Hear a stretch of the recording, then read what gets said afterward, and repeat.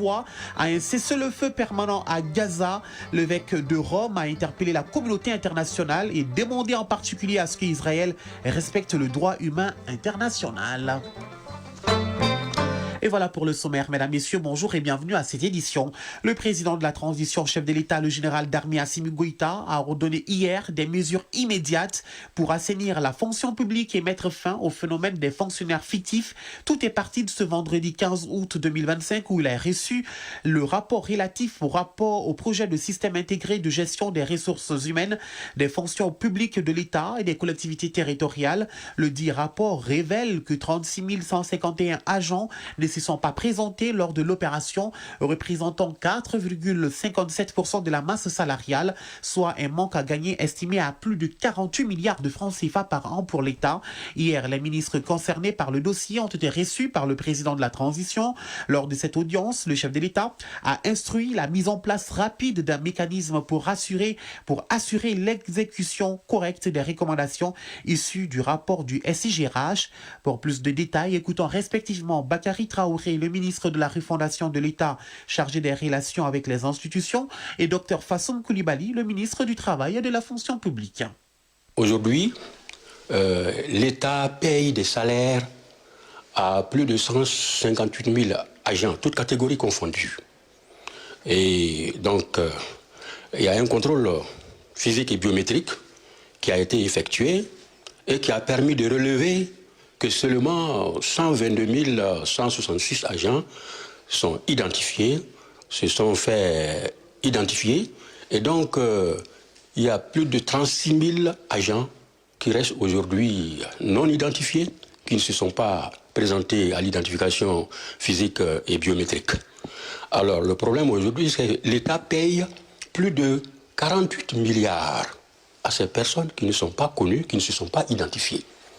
Le problème pour nous aujourd'hui, lorsque le rapport a été produit et que le président l'a reçu, une des recommandations du rapport, c'est de donner un délai de grâce à ces personnes-là qui n'ont pas été identifiées pour que celles-ci-là, ces agents-là, puissent se présenter, régulariser leur situation. Ils pourront se présenter dans les différentes directions des ressources humaines, comme les enrôlements précédents ont eu lieu. Donc cela leur permettra de clarifier leur situation. À l'issue de cette opération de délai de grâce de 3 mois, qui est annoncée dans la lettre circulaire du 26 août 2025 du ministre de l'économie et des finances, ces salaires-là seront définitivement suspendus et seront considérés comme des agents fictifs. C'est en fait ce qui est demandé. Donc il ne s'agit pas de chasse à sorcières, mais vraiment il s'agit de prendre le taureau par les cornes pour que cette situation d'effectifs fictifs puisse disparaître de notre fonction publique. Que ce soit la fonction publique de l'État ou la fonction publique des collectivités territoriales. Toutes les dispositions idoines seront prises pour que l'enrôlement se fasse dans les meilleures conditions. Donc je crois que tous les agents de la fonction publique, que ce soit de l'État ou des collectivités, connaissent déjà leur DRH de rattachement. Il s'agit d'une suspension provisoire. Tous les agents qui viendront effectivement se faire enrôler, dont les situations seront effectivement exactes, et donc les salaires seront libérés. C'est des salaires qui vont être cantonnés au trésor, donc ils ne vont pas se perdre dans la nature, et ceux qui vont se régulariser, leur salaire sera libéré au fur et à mesure. Donc c'est vraiment cela. Maintenant, c'est au finish des 3 mois de délai de grâce que ceux qui ne se seront pas du tout présentés, que les salaires vraiment seront définitivement coupés. Vous écoutiez à l'instant le docteur Fassoum Coulibaly, ministre du Travail et de la fonction publique, et Bakary Traoré, ministre de la refondation de l'État, chargé des relations avec les institutions. Je le disais à l'instant, les 36 151 agents non identifiés selon le rapport du projet du système intégré de gestion des ressources humaines et de la fonction publique de l'État et des collectivités territoriales, représentant 4,57% de la masse salariale, sont un manque à gagner de plusieurs dizaines de milliards de francs CFA par an. Nous vous proposons à présent d'écouter le ministre de l'économie et des finances, Alousseini Sanou. Il faut rappeler en plus de cela, comme la lettre circulaire que j'ai signée hier l'indique très clairement, il y a également dans les 122 166 agents qui sont reconnus plus ou moins aujourd'hui, qu'il y a des cas de doublons. C'est-à-dire qu'il y a des agents qui se trouvent dans ces 122 000 agents et qui sont donc enrôlés 2 fois biométriquement. Donc on a les mêmes empreintes qui existent pour des agents qui sont par exemple des agents qui travaillent au niveau du ministère de l'Éducation, qui travaillent au niveau du ministère de l'Économie et des Finances et qui travaillent ailleurs. Donc il y a également ces cas de doublons, de triplons, ou des cas où on a un enrôlement qui n'est pas satisfaisant parce que nous n'avons pas pu avoir les identifications comme il le faut. Donc ces cas également les salaires de ces personnes également seront suspendus et ces salaires ne font pas partie justement des 48 milliards 280 millions qu'on a évoqués tantôt. Donc c'est pour dire que vraiment c'est une campagne en tout cas de nettoyage quand même, si on peut le dire ainsi. Et il faut rappeler que le SIGRH également offre beaucoup d'autres opportunités. Aujourd'hui, nous pourrons désormais savoir l'inventaire donc, du personnel de la fonction publique de l'État et de la fonction publique des collectivités. Nous pourrons avoir une meilleure gestion en fonction des diplômes, de l'expérience et de tout ce que les spécialistes de gestion des ressources humaines ont besoin pour pouvoir faire les nominations et tout. Donc quand même, c'est un cadre très important et je pense que périodiquement, ce recensement doit se faire pour vraiment être sûr qu'à chaque fois, nous sommes vraiment en phase avec les dépenses qui se font. En tout cas, tout cela rentre dans le cadre non seulement de la digitalisation, mais également du contrôle et de la réduction du train de vie de l'État. Au micro de l'ERTM s'exprimait à l'instant Aluceni Sano, ministre de l'économie et des finances, 7h10 à Bamako, même heure à Ouagadougou.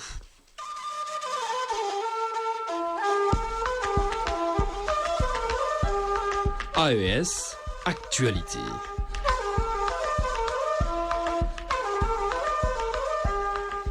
Deux vies sauvées grâce à la diplomatie et la coopération dynamique entre le Burkina Faso et le Royaume d'Arabie Saoudite.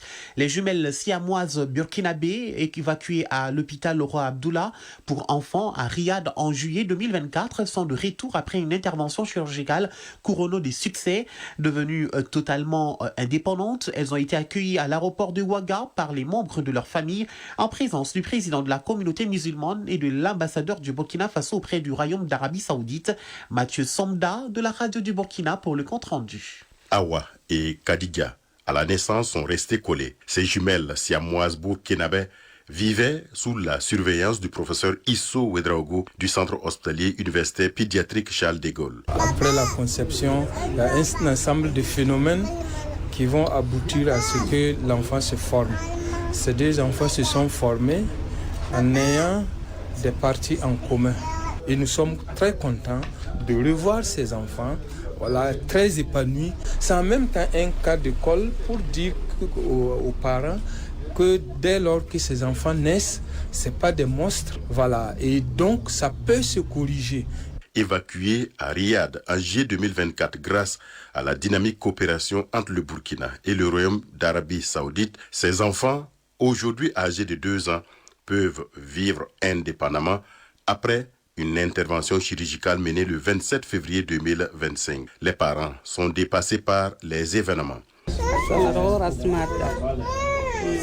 Nous sommes vraiment dépassés. Nous remercions l'équipe saoudienne et tous ceux qui se sont impliqués pour que nos enfants deviennent normaux. Que Dieu les bénisse. On n'avait pas l'espoir. 2 vies sauvées. Un succès de la diplomatie. L'ambassadeur du Burkina auprès de l'Arabie Saoudite, Boukari Sawadogo. La coopération bilatérale dans plusieurs domaines, et notamment dans le domaine sanitaire, est excellente. Elle est excellente avec ce témoignage vivant que nous avons célébré l'arrivée des 2 enfants. Traduit notre gratitude auprès de Sa Majesté le roi Ben Salman pour tous les efforts consentis. Cette opération constitue la 62e intervention réalisée dans le cadre du programme saoudien de séparation des jumeaux siamois. Le ministère de l'Intérieur, de la Sécurité publique et de l'administration du territoire a procédé à la réception de 3 lots de matériel destinés à la Garde nationale du Niger et à la police nationale d'une valeur de plus d'1,1 milliard de francs CFA. Ces équipements logistiques comprennent des pièces de réchange pour les véhicules ainsi qu'un lot d'habillement complet pour 7000 élèves policiers. Un appui entièrement financé sur fonds propres de l'État. Fatih Abdoulaye de la radio du Niger. La Garde nationale du Niger et la police nationale renforcent leur capacité logistique avec la réception officielle des pièces de rechange pour les véhicules et un lot complet d'habillement destiné aux élèves policiers.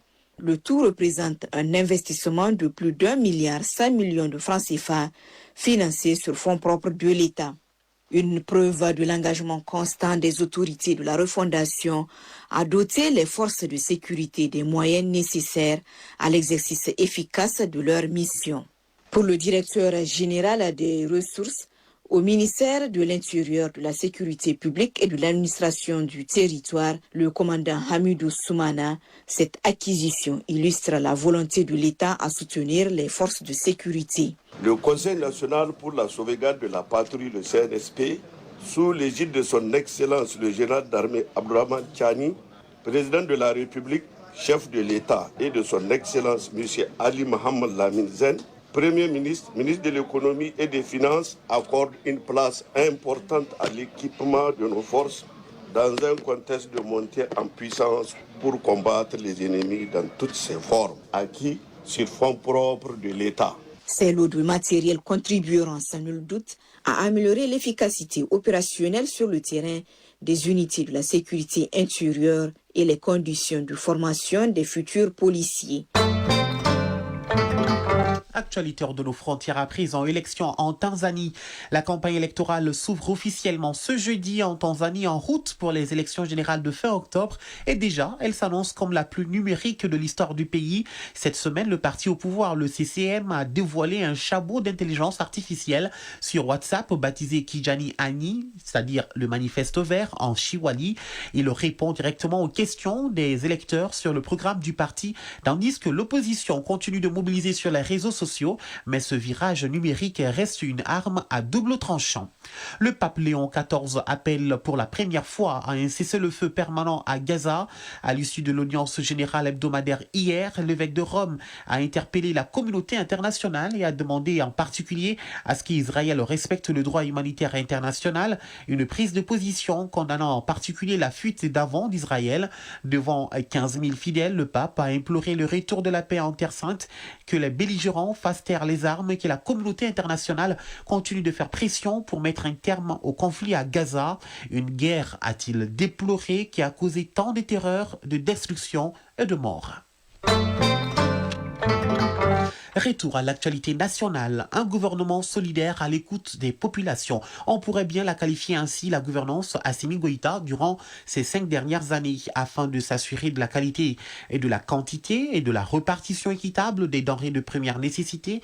Instruction a été donnée au ministère de l'Industrie et du Commerce de mobiliser tous les acteurs du domaine pour une couverture optimale de tout le territoire.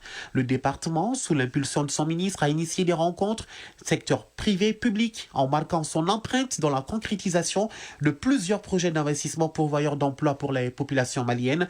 Les perspectives sont bonnes également car le ministère se donne pour mission de faire du Mali un hub industriel, un vœu tant cher pour le chef de l'État. Yaya Aliou Traoré revient pour nous sur les acquis du département de l'industrie et du commerce.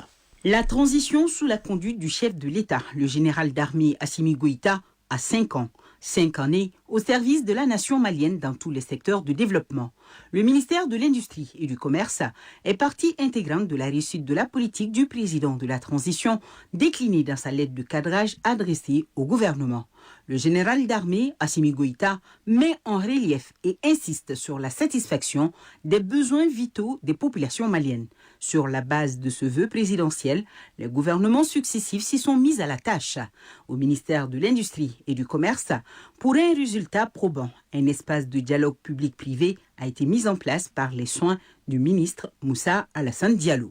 Le cadre de concertation est mensuel et il a permis la suspension temporaire de la TVA sur l'importation de riz, l'actualisation des structures de prix sur des produits sensibles et la sécurisation des circuits de collecte et de distribution. On peut rappeler que 14 réformes structurelles prioritaires sont en cours, avec une approche collégiale entre ministères pour plus d'efficacité. Des collaborations qui vont nécessairement aboutir sur l'atténuation de la vie chère et la protection des consommateurs. Le gouvernement a pris effectivement des mesures fortes pour soutenir le pouvoir d'achat. On peut citer, entre autres, Le blocage de 25 000 tonnes de sucre des campagnes 2023-2024 pour stabiliser les prix. Le maintien du prix plafond de 600 francs CFA le kilogramme pour le sucre local et 650 francs CFA le kilogramme pour le sucre importé et aussi la suspension de l'importation de la farine de blé et des pâtes alimentaires pour favoriser les unités locales. En matière de régulation, notons plus de 208 millions de francs CFA recouvrés au titre des amendes transactionnelles. Le nouveau cap est dessiné et traduit la volonté des autorités de bâtir une économie productive et créatrice d'emplois. Et ce sont les investissements massifs qui vont déblayer ce terrain. Et c'est déjà en marche. À titre d'exemple, l'inauguration de l'usine SDA Seydou Diogo Awa par le président de la transition. L'usine enregistre un investissement de 14 milliards de francs CFA avec 400 emplois directs et 10 000 indirects créés. La pose de la première pierre de la cimenterie CIMAF à Sikasso. Un autre investissement sur le sol malien de 25 milliards de francs CFA pour une capacité d'1 million de tonnes par an extensible à 2 millions et 250 emplois permanents, dont 100 femmes et près de 1800 emplois temporaires. Ce n'est pas tout. À Ségou, comptons la relance progressive de la Comatex SA. Cette unité textile emblématique est un pas de plus inscrit dans les actions nationales de la refondation, de même que le suivi renforcé de l'UMPP, illustrant ainsi la volonté présidentielle de sécuriser les filières vitales.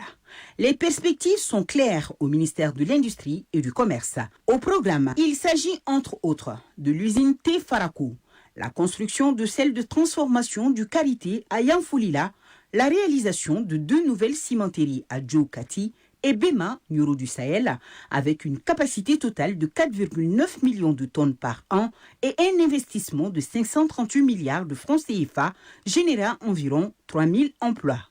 Produire localement, créer des emplois, assurer la souveraineté économique et répondre aux besoins concrets des Maliens, c'est le leitmotiv de la gouvernance Moussa Alassane Diallo à la tête de ce département. Une mission quasi réussie avec l'accompagnement du chef du gouvernement. Le 28 novembre 2024, à peine installé, le Premier ministre, le général de division Abdoulaye Maïga, a consacré sa toute première sortie officielle à la Chambre de commerce et d'industrie du Mali, CECIM. Un geste inédit qui traduit la place stratégique du secteur privé dans la mise en œuvre du point 3 de la lettre de cadrage présidentielle. L'approvisionnement des marchés, la maîtrise des prix des denrées de première nécessité et leur disponibilité sur l'ensemble du territoire. Cette visite a essentiellement ouvert un cadre de dialogue public-privé, aujourd'hui institutionnalisé et renforcé pour le bonheur des Maliens et l'atteinte des objectifs fixés par le président de la transition qui dirige le Mali depuis 5 ans.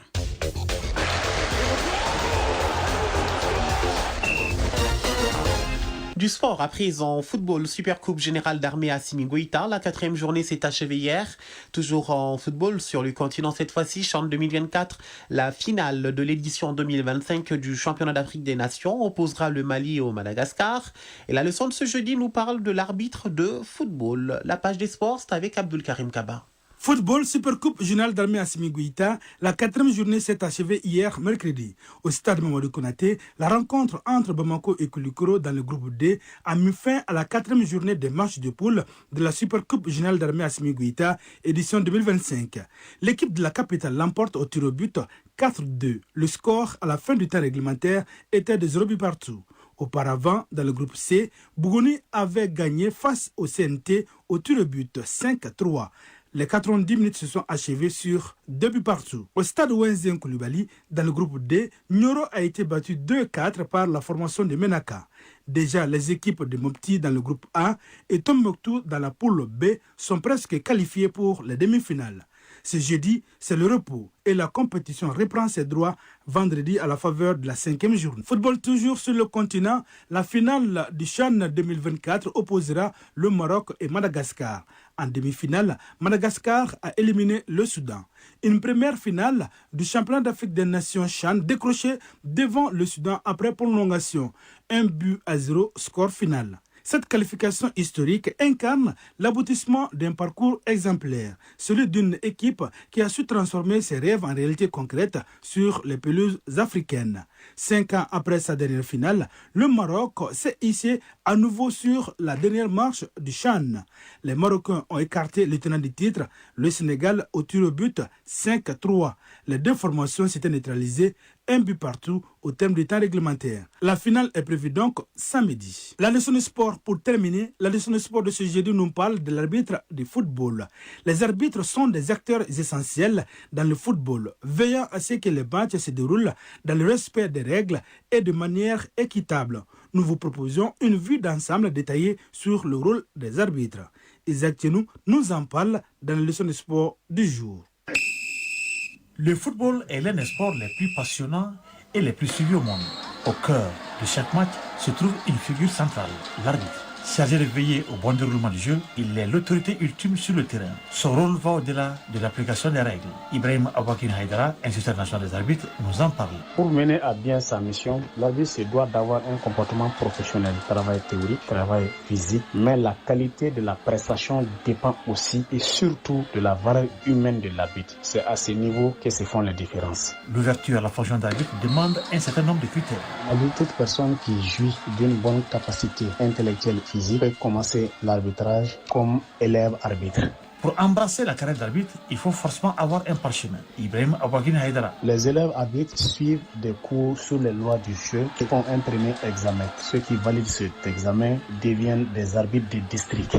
Au Mali, les arbitres passent par un certain nombre de grades avant d'aller à l'international, nous précise notre instituteur national. Au Mali, nous distinguons 4 niveaux d'arbitres. Les arbitres du district, les arbitres de ligue, les arbitres interligues et les arbitres fédéraux. Au Mali, les examens de passage de grade sont organisés généralement tous les 2 ans. Les arbitres qui font les examens de passage de grade ligue à interligue, d'interligue à fédéral font un examen écrit, un examen oral, mais aussi et surtout un examen pratique, c'est-à-dire officier un match sur le terrain. La prise de décision et la gestion du match sont des aspects cruciaux dans le rôle de l'arbitre de football.